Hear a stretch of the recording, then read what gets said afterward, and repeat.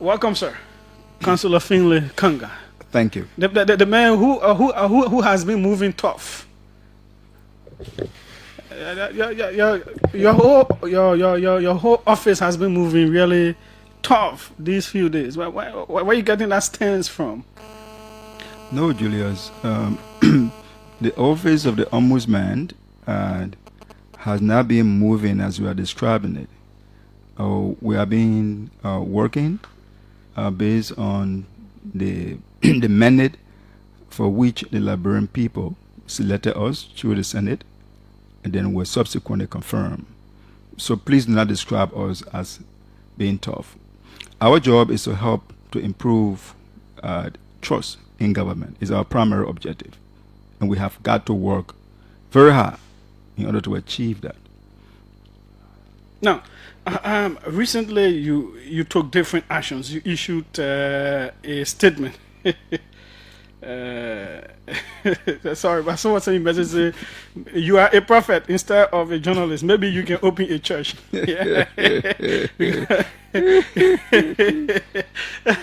Now, first of all, I don't even know where to start, but let's start with the legislature. There was a statement you released about the issues of asset declaration and why you think some actions needed to be taken. Do you care to give us a background and explain that whole scenario? Thank you. Well, it's a requirement that all government officials and employees of government that falls in certain categories as defined by the asset declaration regulation of the Liberia Anti-Corruption Commission has got to be obeyed. And so, under that framework, we have been monitoring the asset declaration regime, and we found out that as at July 4th, 2025, there were a number of legislatures that are yet to declare the asset, and we felt that was in violation of not just the code of conduct, but against the public trust. And so we, calling it, requested on section 12.3c of the code of conduct, requesting the leadership of both houses. In the lower house, the speaker, we requested the speaker provided the list of those who are in defiance, that those who are in defiance should be suspended, and that 1 month of the salary should be withheld until they can conform to the requirement of the code of conduct. That is, have your asset declared. This is a new day, and if we are going to be in government, we should abide by the rules. We should not be in defiance or create embarrassment as provided for under the code of conduct. We says all government officials at all time, they are to engage into action that will not embarrass the government operation. Those who are in defiance, they have actually embarrassed the government by not being in conformity with the law, and they need to be accordingly punished. And we've actually done that. Now, there is an argument about legality. Do you have the authority to request for these lawmakers to be reprimanded, maybe penalized for their lack of declaration of assets? The answer is yes. The code of conduct gave us the authority. That the code of conduct is a document that empower the office of the Ombudsman to have jurisdiction on ethical matters within the 3 branches of government, along with parastatal organizations and individuals with whom the government have interaction with. So the legislature is one of those agencies. The judiciary is one of those agencies, and that is why we've actually reprimanded those in the judiciary, specifically justices that have actually in defiance of the code of conduct. For example, those who are in defiance as at July 4th included His Honor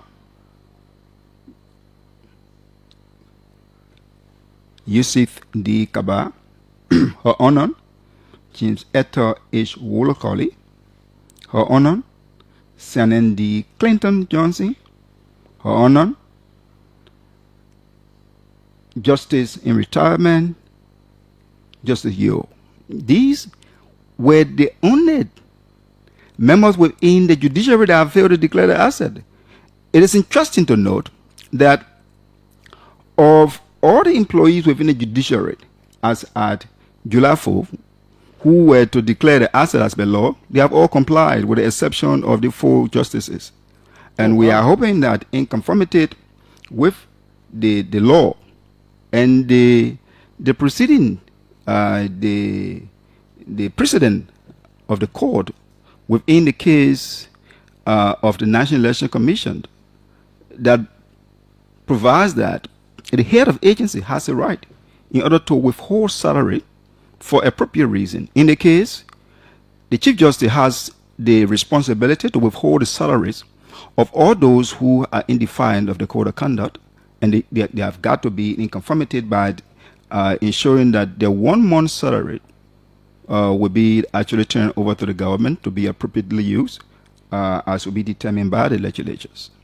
So we've done that. Not only that, there are members within the lower house, long list of individuals that have actually failed in order to comply by the code of conduct. And so in that case, what will happen to seize their salaries? We've actually authorized and requested and ordered the head of agency to add a call in it. Yes, they are under obligation to. Now, as Section 4.2 of the code I'm looking empowers at the enforceability. No, it's very easy to do. The head of agency has got to do that. And if they fail to do that, we have a number of remedy to take, legal remedy to take, and they will actually be compelled to do that. This is the office of the Ombudsman, and our job is to ensure that we follow our ethical standards. Can you give me that list? Let me read out the names of those lawmakers.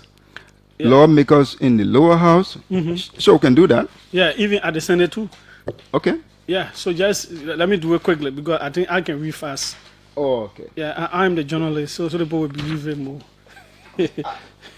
As at July 4th, those who are in defiance. So it means all of the names here are those who haven't declared. Correct. As at July 4th. So Bond County, we have James Colley, Robert Wamba, and these are all representatives. It's Eugene J.M. Colley, Moima Brace Mensa, Marvin Cole. Bomi, we have Mana Johnson Bishop from Maryland County, Anthony F. Williams, Monserrato, Benson Blue Bernard, Yeke Wakoluba, Edward P. Flomo. From Bapolu, we have Zina A. Norman, Mustafa Warete.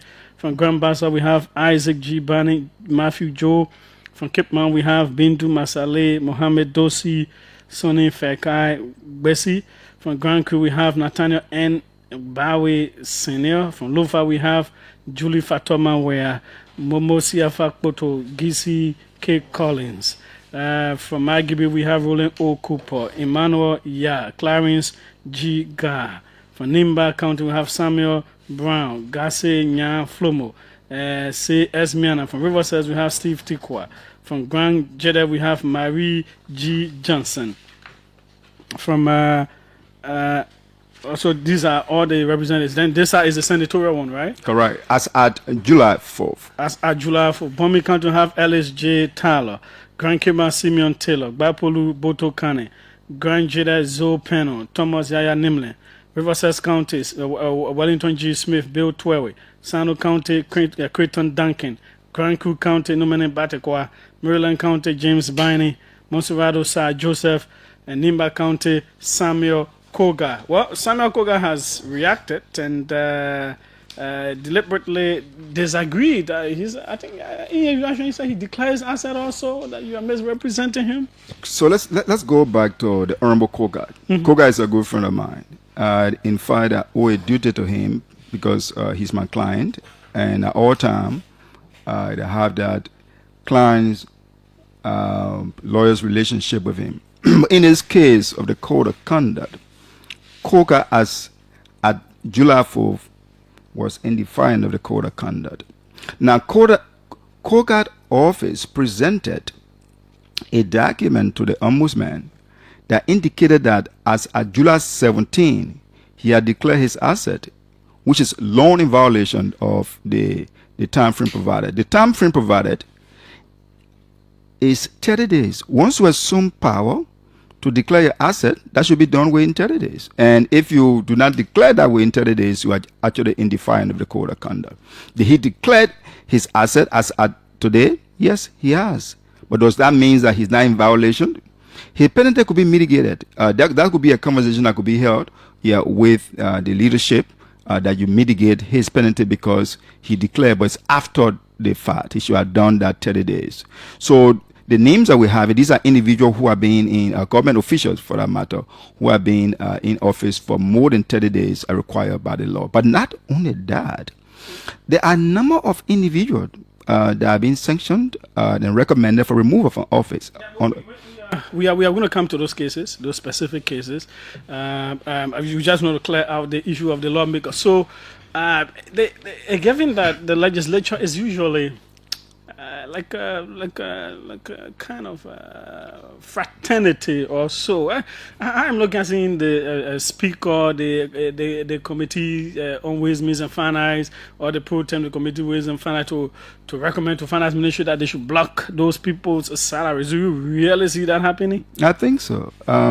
This has got to be a new day, and the leadership of the House of Representatives, including the Senate pro tem, are required to add a call in it. They are the makers of the law, and the law requires, as Section 4.2, that all lawful instruction decisions should be obeyed by all public official employees of government. And I know that is going to be done by those who are in authority, and that is what we are going to do. Have you received any threatening remarks or statements, condemnations, whatsoever as a result of this action from lawmakers? Well, there are lawmakers actually appreciated the action. They felt that it was long overdue, but it's got to be for a protracted period. There are people within various constituencies that actually welcome the action, and they think we need to do more. In fact, in order to do more means that those who are in the community, they should be supporting the office by reporting. It is a requirement that all citizens and residents of the country, they have the duty to report wrongdoing to the office of the Ombudsman, ethical violation.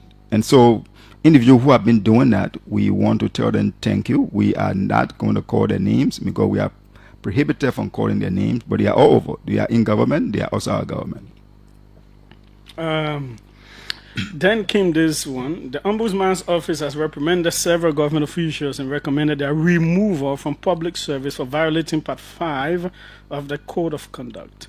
The Ombudsman on July 25, 2025 released 3 reports of infringements of various sections of the Code of Conduct, including Part 5 and Part 6.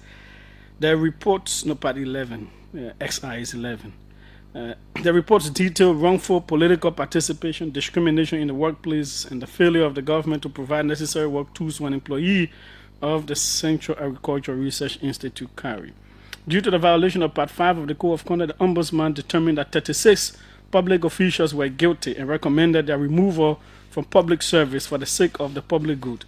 This recommendation has been forwarded to His Excellency Joseph Boakai, Joseph N. Boakai Sr., President. The officials involved include but are not limited to Daniel O. Sanders, Deputy Minister at the Ministry of Information, Dr. Luther Tapper, Chairman of the National Port Authority Board of Directors, Emmanuel Tule, Chairman of the Liberia Electricity Corporation Board of Directors, Sheikh Mustafa Kuyate, Ambassador at Large, Ministry of State for Presidential Affairs, Councillor Listen B. Councillor, Member of the Board, Liberia Special Economic Zone. Also, the Ombudsman informs the public that Sekou Dukle, Managing Director, and Councillor P. Edwin Gauss, Legal Counsel of National Port Authority, is recommended to undergo administrative training at the Liberia Institute for Public Administration for violation of the code in the MPA. The Ombudsman has found the Central Agricultural Research Institute guilty of repeatedly failing to provide necessary tools to Dr. Nikwai Joma, despite Cllr continuing to pay his salary and benefits. Nevertheless, Dr. Joma has been instructed to submit his report for the past 3 years to a supervisor within 40 days. Now, these are very strange and tough, strong actions.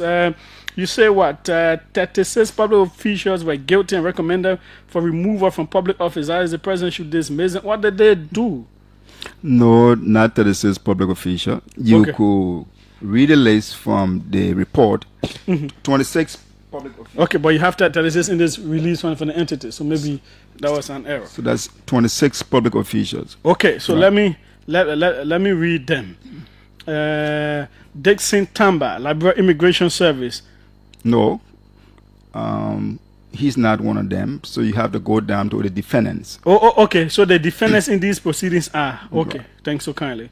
So these other ones were dropped Right. from the investigation, but these defendants in these proceedings are Emmanuel Tule, Board Chair, Liberia Electricity Corporation, Cooper Kra, Minister of Labor, Lucia Masale Yala, Environmental Protection Agency, Emmanuel Zor Jr., Ministry of Labor, J. Luther Tape, Board of Director, National Port Authority, Amos B. Tua, Petroleum Refining Company, Cornelia Kuratoba, Minister, Assistant Deputy Minister of State, Warwick Bryant, Superintendent, Mosorado County, Emmanuel Fire, National Fire Service, Sheikh Mustafa Kuyate, Ministry of State, Ben A. Fofana, Commissioner, Liberia Telecommunication Authority, Patience Randall, Director General, Liberia Business Registry, Edmond Ford, National Transit Authority, Melvin Cephas, National Transit Authority, Lucia Tapper, Development Superintendent, Mosorado County, Robert Besman, City Mayor, Painesville, James Yole, Ministry of Internal Affairs, Colin Stamba, Ministry of Youth and Sports. If the president expels all of these people, there are plenty of jobs open. You. But anyway, let me read on. Selena P. Mappy, Ministry of Internal Affairs. Councillor Lazin B. Councillor, Member of Board, Liberia Special Economic Zone. Councillor Kukuwa Double, Liberia Special Economic Zone Authority. Jacob Smith, Liberia Refining Company. Petroleum Refining Company, Daniel Sano, Ministry of Information, Ansu V.S. Dollar, National Disaster Management Authority, Mandela Cooper, Senior Political Advisor to the President, Ministry of State, Kelvin D.J. Matadi, Ministry of Commerce. Ooh, what did these people do? Do they have separate individual cases, or is it something that cross-cuts all of them? What did they do? Separate, cross-court, all of the above. So if you were to see the report, and it has been an investigation over 11 months into political participation as required under Section 5.1A of the Code of Conduct, 5.1B of the Code of Conduct, along with 5.18 of the Code of Conduct. And all of those individually and generally participated wrongly in political activities. And for the wrongful violation, there is one penalty provided under Section 5, which is Section 5.9. It required, after due process, those who are going to be in breach of any of the counts under Section 5 should be recommended for removal. And that's what we have done. Now, that decision is a straightforward decision. Who does the decision go to? Not to the court, but it goes to our employer, the presidency, and the president has calling it been served the report along with the action as provided for under the Code of Conduct. It is interesting that at the end of the investigation, sometime today by 12:30 or thereabout, one of the defendant therein provided information to the office of the Ombudsman that they have actually resigned from their political activity as at July 30, 2025. That is the resign their political party posts. But that is actually belated, and this does not serve as any mitigating factor because the judgment has been done. It has been accordingly communicated to the authority to take appropriate action. That is off our hands. So can you leave this one with me? Yeah, we could send you a soft copy. Yeah, send me the soft copy. This is an important report. I need a full thing. Perhaps I will help people read the whole thing on subsequent editions, all the different reasons why. Right. That is strong. Some of the names I'm seeing down there, and yes, this is required to make sure public service becomes better. But do you think the president will listen to you people? He set up this office. He put you there. He trusted you. Do you think he will listen to the recommendations and act as appropriately as he should? There's a deliberate statement or policy for the office of the Ombudsman, aside from the code of conduct itself, but within the arrest agenda, which is specified as section 4.279 and 10. There, the government has indicated that one, we should strengthen the operation of the office of Ombudsman, and which will enhance the function of the office of Ombudsman. They seem similar, but they are different. And so the government has firstly established the office. Secondly, the government has provided resources for that office. We are now in the national budget. In fact, we have an indicated budget of $600,000. So it means that the government has the commitment to ensure that the office of the Ombudsman will work in the interests of the public, and that's what we are doing. I know the government has been following the rule of law to the letter, and one is in conformity with the law. I don't have any doubt that our recommendation would not be upheld. For example, whilst coming here, it's my understanding from our monitoring that there are justices within the judiciary that have been preparing their asset declaration form. If that is anything to go by, it means they want to be in compliance with the law. But that doesn't mean they have not violated the law. It might be we mitigate the penalty that we have actually imposed on them. We are hoping the head of agency within the judiciary will comply with the recommendation of the office of the Ombudsman. And I think that is going to actually happen because there are folks in the judiciary that actually applauded our work through all the judiciary who think is the best thing to do and they wants to do more. In fact, there are folks who are now calling on the Ombudsman to monitor the operation of the court system and they have an interaction with the office to ensure that once you go out of court, you are going to be accorded fair customer attention, that people will deal with you in the manner that is required to be, that you are required to be dealt with. And so folks are calling on the office to initiate those monitoring, and we are thinking about doing that once the Honorable Pago and the Honorable Martin can make a determination. We'll definitely start our monitoring as far as we can. At the MPA, what happened there that you are recommending for the head to undergo administrative training at the Liberia Institute of Public Administration for violation? As you find detail in the report, which I will summarize, the leadership of the MPA doesn't seem to understand the function of our government. For example, the leadership doesn't know that the Liberia National Port Authority is a government entity. They don't know that employees within that entity are civil servants. They don't know that the MPA is regulated by the code of conduct. They don't know.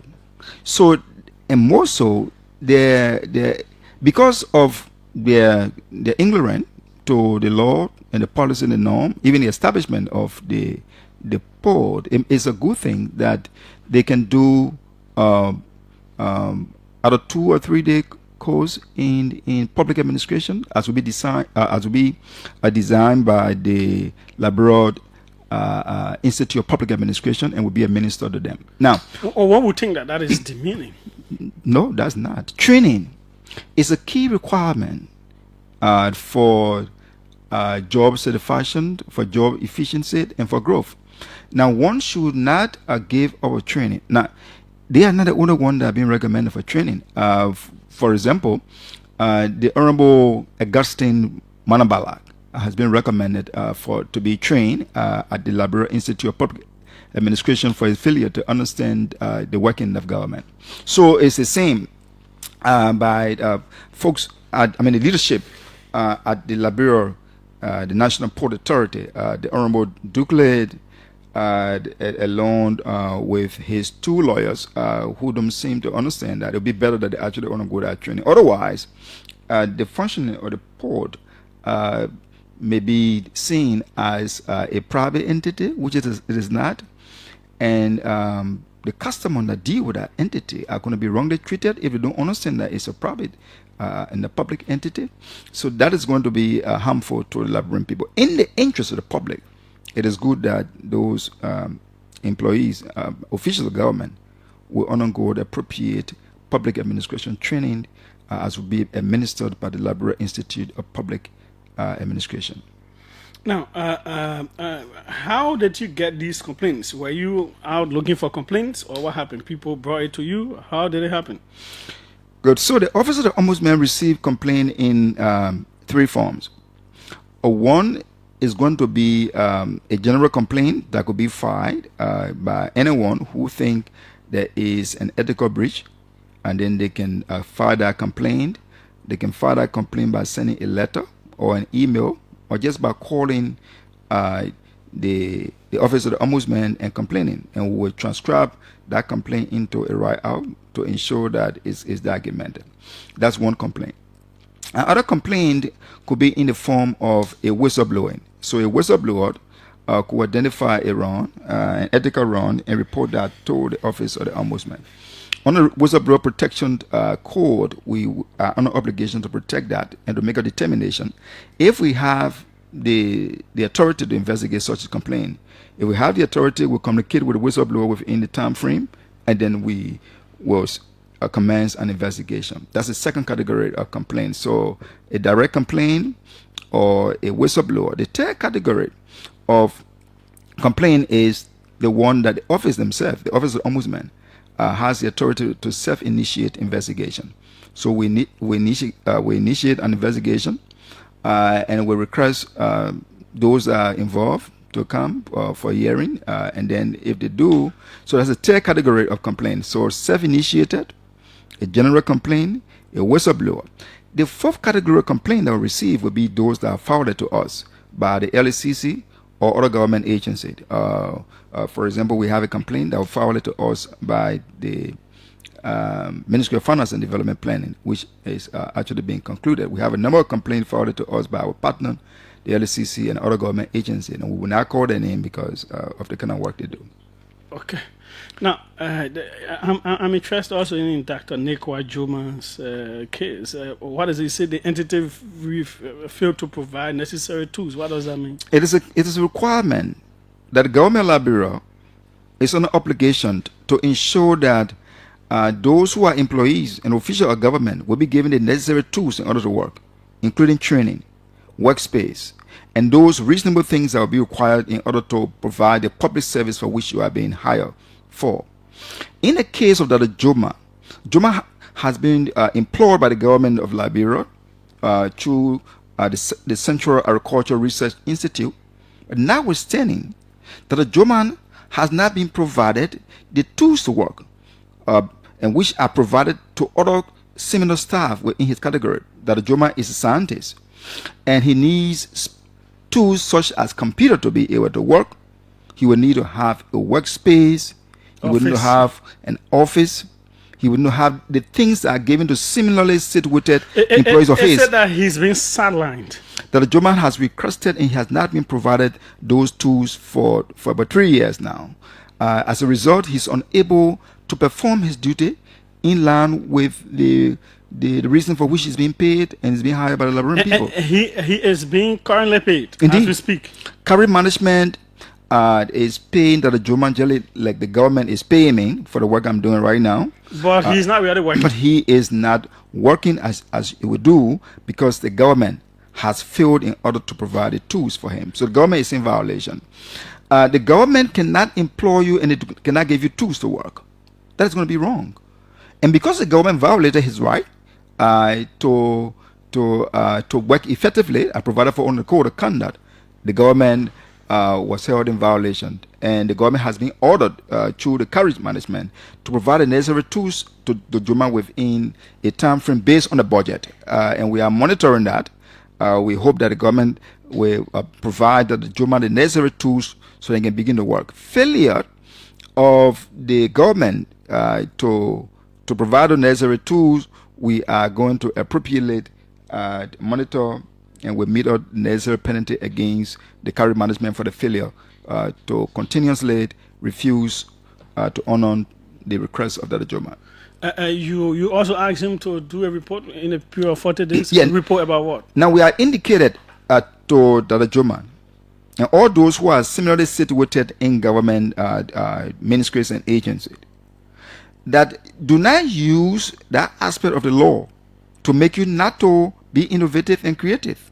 For example, no law stops you from working with a pen, a sheet in the paper, to do your work in the absence of a computer, right? So we are indicated to those who are going to be similarly situated like the Joma, if you cannot get tools to work and you are in the government facility, you have to be innovative and creative to ensure that you work for the public trust.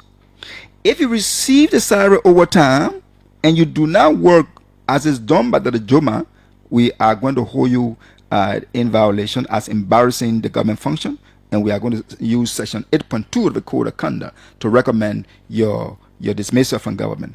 Because you cannot be in government taking salary and then you arguing that, look, I am not going to work because I'm not giving you a pen. You know that the government is challenged. In fact, our budget is one of the smaller budgets in the region. So if you saw all of that and went into the employment of government, you are got to be innovative and creative and work some way to produce in the public interest. That was not done by Dr. Joma. Notwithstanding, the law protects Dr. Joma. But we are not going to encourage that. And we are not going to encourage people not to perform in government. Please perform in government because you are working for the public trust. Do not set the rain as a condition for not going to work. You need to be at work because we are going to pay. The government is going to pay you on time, or the government is going to pay you because you are at work. If you are stealing government time by not going to work and you want to get paid for it, it is actually against the code, and it's against the morality of this country. So desist from that. Don't be like employee who will not work and they want to take pay. Don't do that in government. You are going to be harming us. You are going to be harming the country, and the country needs you to work. That's why they have employed you. You could be ruffling a whole lot of feathers. Your office could really count on different attacks, these different recommendations, these different actions that you want to be taken. How strong are you all to ensure that you're doing your work without fear or favor? Individually, we are not strong. But in terms of the law, indeed, collectively, we are strong. The Liberia is stronger than any other person here. This is a country that we have always said is a country of law and not man. And that has been projected by Liberians from all walks of life. And so the law will make us strong. The law will protect the office, like they have been protecting all the offices in the country. And that those who are being sanctioned for wrongdoing, they should be able to bear the responsibility thereof. For example, the office awarded the Ministry of Information for being creative and innovative by ensuring that the building, the conference hall, is now in a better shape than when we actually interacted with them 3 to 4 times.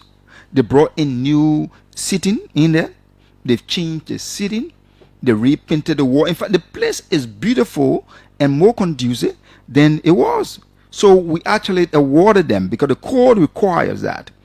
Once a public official and an employees of government have worked above and beyond, you need to be able to recognize them. So we recognize them for that action. And we are encouraging all others who are in government to be creative and innovative. That where the work they play has got to be clean. You cannot sit in an office that is not clean. Clean your office. It does not mean that you buy new chairs, new rug every day. But the chair you have there, they need to be in better and proper condition they can use. Your desk need to be clean. You cannot eat in your office and dirty the entire place and not cleaning that. And I will advise you, as your ombudsman, that do not eat closer to the computers that are in the office. The computer is the public property. Do not sit there and eat, because the food could spill over on that computer or on a government equipment and could just get damaged. It's even recommended that do not eat in the government vehicles because similar thing will occur. The food could spill over on the floor and get the rug on that vehicle to be dirtied and to be sting, or to create a situation that will be against the public health. So government property that you have, you need to treat them as those property are yours. You're having government pen. Don't take a government pen home. It is not yours. Right? You can't do that. Government pen is for government, is meant to do government work. If your supervisor allow you to take it home, it means you have to protect it and bring it back the next day intact. Don't take a government pen and keep it home, or give it to your wife, or give it to your daughter, or just forget about it because you are going to be in violation of the code. You are going to be misusing government property. Would you stop doing that? I know people would take government calling time and just call. Don't use the government scratch card to call for non-government function. The government scratch card is meant to be used for government service. Don't take the government vehicle or the government computers and use it to play games. If you do not have assignment to do, be innovative and creative, or find something to learn in the office. Don't use the government time by playing a game on the government computer, and at the end of the month, you want for the government to pay you. That is not going to be, your own morality will tell you that you are doing something wrong. You haven't worked to earn that money. So this has got to be a new day. And that is what we have got to fight for. Okay. All of us, we have got to build a country by changing our attitude. His name is Councillor Finley Karngar. Let's go to the lines. But just before that, how can people get in touch with you if they have complaints? Okay, so the Office of the Ombudsman has a box, P.O. Box 585. You can send a letter through our mailbox. You can send us an email, and our address right now is ombudsmanliberia@gmail.com or ombudsman@gov.lr. You can actually get us with that. Our office is on the Kangartown Bar Road. You can come to the office. If you know any of our staff, you can give your complaint to them. They will handle your complaint because they are trained to handle your complaint in confidential manner. And so those are some of the ways you can actually get in contact with us. Okay.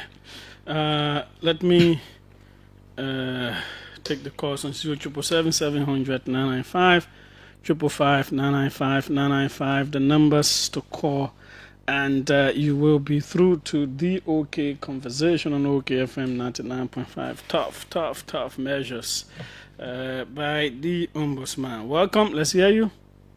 Good afternoon, Julogs. And let me say good afternoon to Councillor Karngar. This is Joseph Kamara, and I call you from the Freeport of Monrovia. Spokesperson, you got to identify yourself properly. So we. Julogs, the very first thing we have to establish here is the fact that the management or the leadership of the National Port Authority is not in any beef or is not in any misunderstanding with the Office of the Ombudsman. A decision was taken, an internal audit was conducted, and based on the findings and the recommendation of the internal audit department of the National Port Authority on a particular matter that led to the dismissal of those employees, management took decision. If management took decision and people, we got a law process in the country. People have the right to file a appeal with the code. People have the right to use the law any way they think to have redress to a situation. If we go to the court and the court says otherwise, it is bounding on the management to adhere to the rulings of the court or the hearing that maybe perhaps the labor ministry. So there's a situation. The Ombudsman, Councillor Karngar, is kind of presenting a case that kind of demonstrating that he and the MD, they are in tussle, which of course is not a situation. What did they investigate, and did they find out that the MPA was wrong to have dismissed those people? Did they order their reinstatement and all of that? Is that what they did? It is his office that they hearing, and the Councillor of the National Port Authority, Councillor Gossi, the former Associate Justice, represented the MPA on this matter. So if it came down with a ruling, and let's agree, let's take it from a conservative standpoint, that there might have been flaws and misunderstanding in the way the decision was taken. It doesn't in any way say that the response of the Ombudsman office should be very condescending to the managing director office to go to make out in a public sphere and say that the managing director is a counselor who became a social justice in this country should go to public administration classes is very condescending on the part of the ombudsman. Okay. And we don't want to create that kind of situation to be like we are in tussle. If a decision was but made, has the NPA acknowledged this wrong, and have they made right what they reportedly did wrong? The ombudsman investigation is not an investigation that is binding on the National Board of Authority. We will say this. Why not? You said it is not binding. It is an office set up by the government, set up by. Akami. We have to be very careful with the way we respond to things. The ombudsman made a decision. In this decision, the MPA has the right to file a plea, and the Council of the National Board Authority has filed an appeal. To whom? Until that appeal. To whom? With the Labor Ministry. It's a labor matter as well. But was the appeal not filed to the ombudsman that came up with the decision? They did one with him. He has the response of the National Board Authority, and we did one with the Ministry of Labor. Okay. We are trying to do this because we want to understand on this matter, and he should desist from using us boys against the managing director office. Okay. To say that the managing director lacks the expertise to lead is a way of misjudging the judgment of the president. Okay. To extend this man here to do a work for it. Okay. Thanks so kindly. Let's take this one.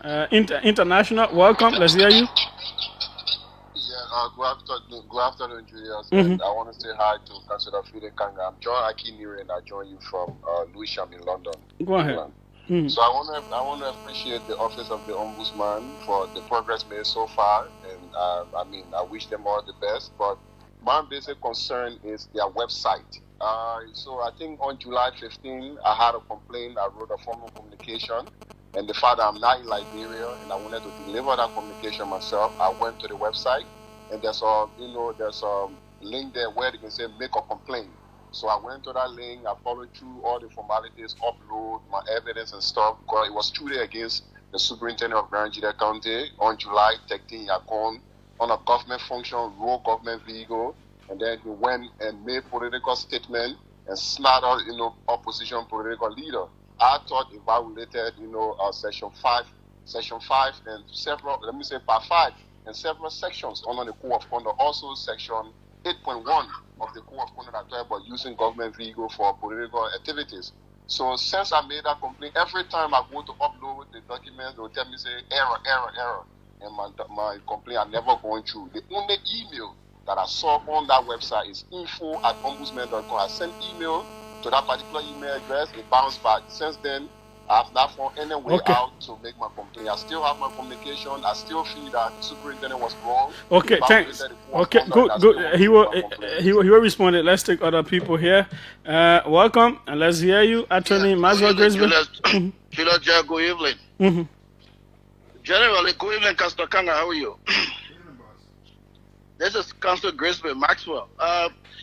Generally, I think the Ombudsman is doing very well. They have a task to accomplish, and I think they should do it judiciously. But I called to just give a slight information to this. As it pertains to the case with Mr. Augustine Monobala. The Ombudsman rendered a judgment against Mr. Monobala when he was not a party. Initially, they asked Mr. Monobala to come and contribute to a case involving his boss. Mr. Monobala communicated with them that he could not have responded due to conditions which were laid out. And in the wisdom of the Ombudsman, because there was a complaint against the boss, he did not cooperate. And even though there was no complaint against him, they rendered a judgment against him. We have challenged that decision before the Civil Law Court, and that's public information. Okay. Because the Ombudsman has no authority. The Supreme Court, in the case with the political parties, made a determination, and the Justice in Chima informed the Ombudsman in the ruling with the Unity Party and order versus the Ombudsman, that the Ombudsman cannot arrogate unto itself the authority of generating its own complaint and deciding its own complaint. As much as Councillor Karngar wants to be proactive, he must clearly look at that delineation. There must be a complainant against a party for him to go and judge the matter. This is an adversarial legal system. You can't be the judge and the complainant. It's elementary law. So Mr. Mudobala challenged that in a petition of judiciary where I represented his legal interests. So to be calling his name on the radio in a manner as though a judgment had been rendered against him is sub judice, and I want to caution Councillor Karngar to desist, because I will represent the legal interests of my client to every extent once the law allows that. Thank you. Okay, thanks so kindly. Let's take a few more calls. I hope our next guest is around or here. Welcome, let's hear you. Thank you. Hello? Yeah, good afternoon, brothers. Yes, go ahead. Yeah, your line is very, very bad. Please readjust. This person says, please ask the guest about the Ministry of Transport employees whose responsibilities were given to LTMI. Okay. This person says, I'm following from Abidjan. Please ask him, why is he only going after Unity partisans in government, not Liberty partisans in government? Is it because he was nominated by Yombly and Delon of the Liberty Party, which is also his party? Well, Daniel Sano and Jacob Smith are two names I know are from the Liberty Party. Perhaps there are even others there. But do they do their work based on partisan sentiment? We're asking that. Our next guest is here. Let's take a few more. This person is concerned about agencies responsible for receiving the declaration of assets and whether you consulted them, because LCC is reporting that all the judges declared their assets in the 2024 report. This piece is below is a breakdown from the branches of government.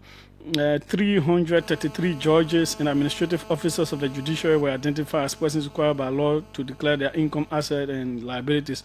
All 300 judges and administrative officers of the judiciary declared their assets in keeping with law. 2024 report of LCC. Did it not include the justices or what? Let's take two more calls and we'll come back to him to wrap up. Welcome. Let's hear you. Hey, George, how are you? I'm fine. Quickly, go ahead.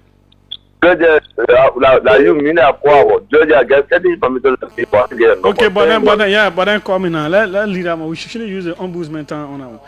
Oh, welcome, and let's hear you quickly. Yeah, this is hello. I mean, this is Slomo Johnson Slomo. I'm calling from Angie Brother. Yeah. I want to ask the ombudsman. Is it will it be right or will it be wrong for you to have a hotline or even a telephone instead of that address that you were talking about? Okay, thanks. So kindly we come back to him now. You've listened to the different concerns. Well, thank you. Thank you for the callers. The caller from across Liberia.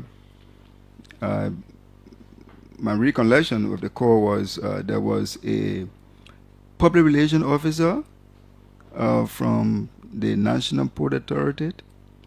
Mr. Public Relation Officer, under the Code of Conduct, you cannot defend your boss. It's your boss that will talk. The Code of Conduct is not for entity per se, but individual within the entity. So your action is actually in violation of the code. Oh, so the PRM who calls on the NPA also you can do violated. That. Yeah, and that is a violation of the code. And because this is how we sometimes violate staff time, because he should be working right now. Assuming maybe he should be working. He taking that time away, government time, and using it to court if he's working. If he's not working, he's on duty at all time to respect the judgment, the decision of constituted authority, in which he seemed to probably discuss against. I would like to invite him to the office of the Ombudsman so we can provide an orientation on the code of conduct to making them understand what the code is and how the code actually works. The other caller was a lawyer who have indicated about a client We'll not discuss that because there's a judgment. We share the judgment with him, and that judgment has got to be enforced. Now, there are rules of practice here, but this administrative action, are taken.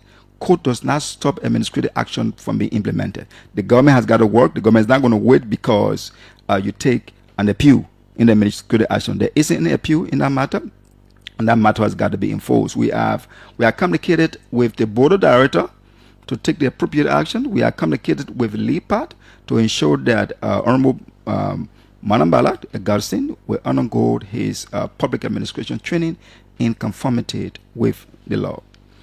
One of the caller has said the website seems to be challenging. Indeed, that caller is correct. You are extremely correct.